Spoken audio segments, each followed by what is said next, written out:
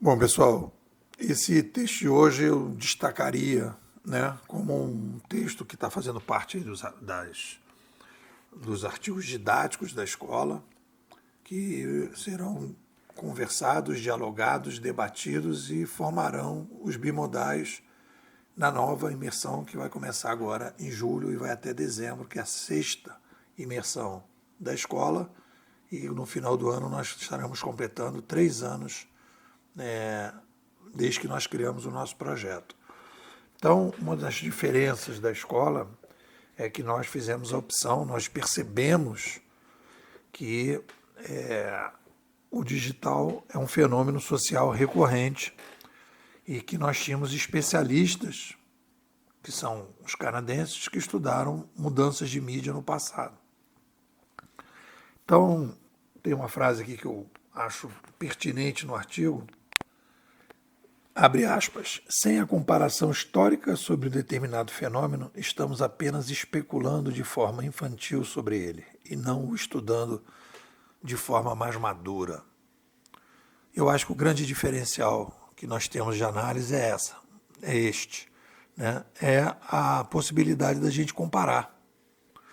Pensar é comparar. Comparar com o passado, comparar com o vizinho, comparar com coisas parecidas. Quanto mais a gente tem uma capacidade, né, a qualidade da comparação, mais você consegue enxergar melhor a realidade. E vice-versa. Você pode ver que quando a pessoa começa a viajar na maionese, você faz uma análise do discurso da pessoa, você vai ver que a pessoa está fazendo uma comparação ruim, ou não está fazendo comparação nenhuma, né?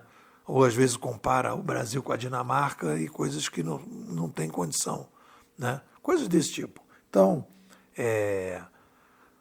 fiz aqui uma tabelinha mostrando qual é a diferença do senso comum e dos bimodais. Então, a primeira é essa comparação. A segunda é que, com a comparação de fato, comparação histórica, eu consigo chegar aos padrões. Na comparação não histórica, você só analisa fatos. Quando você só analisa fatos, você não consegue sair do curto prazo. Porque é o padrão que permite você projetar. Por quê, Nepô? Porque você pensa o seguinte, se eu digo assim, toda vez que você tem uma pneumonia, geralmente depois desse antibiótico, em 3, 4 dias você está recuperado dessa pneumonia, digamos, né? Então eu digo, o padrão é esse. Então eu posso projetar, fazer um prognóstico de 3, 4 dias você está bom. Agora, se eu não tenho a comparação, como é que eu vou saber que em 3, 4 dias está bom? Aí eu fico olhando para ver se a pessoa melhora. Ah, vamos ver se ela melhorou, vamos ver se ela melhorou. Mas eu não consigo fazer um prognóstico, porque eu não tenho um padrão. Então, isso é uma coisa fundamental e é uma coisa que a gente não tá usando, né? A outra questão também é que quando a gente não faz a comparação histórica, a gente começa a misturar o que é estrutura do que é conjuntura. É o exemplo típico de chamar o momento atual de sociedade de conhecimento, sociedade da informação, economia compartilhada.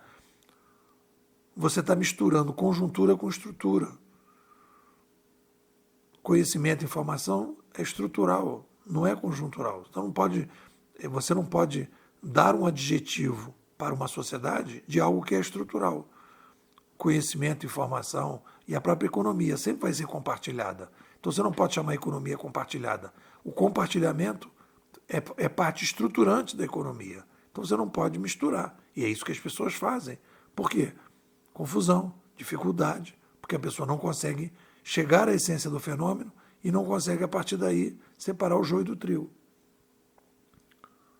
E aí, conforme você também não faz essa comparação histórica, você não chega nas causas e nas consequências. Então, as revoluções midiáticas, comparativamente, na comparação histórica, nós vamos perceber que é um fenômeno social recorrente, que é um fenômeno sistêmico e que é um fenômeno que antecede uma nova era civilizacional a partir dos estudos do nosso querido Marshall McLuhan, complementado depois pelo Pierre Levy. Então, nós estamos vivendo uma revolução midiática civilizacional, inaugurando uma nova era, e o objetivo dessa revolução midiática civilizacional é a gente criar ambientes de sobrevivência mais sofisticados para a gente lidar melhor com a complexidade demográfica. Então essas são as visões que a gente tem.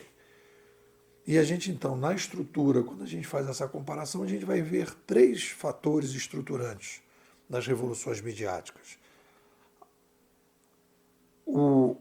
A chegada de canal, a chegada de um novo armazenamento e uma nova linguagem.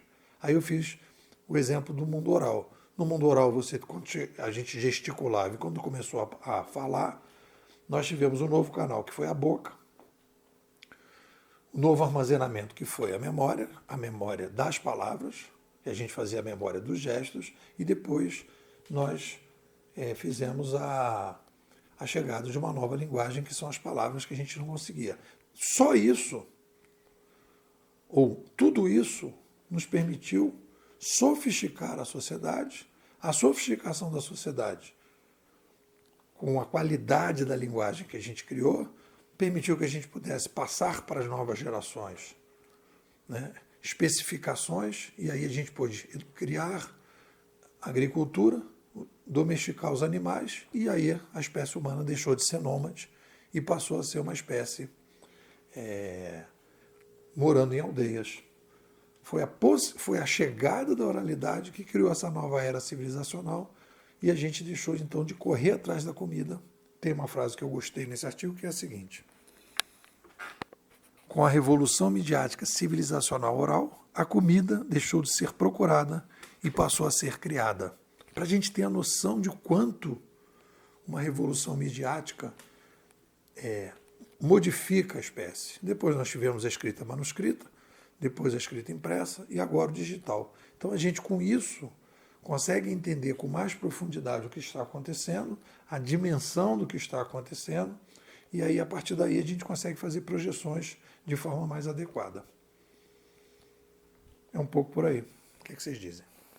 Bom, quero te convidar para fazer parte da Bimodais. Bimodais é uma escola de futurismo competitivo.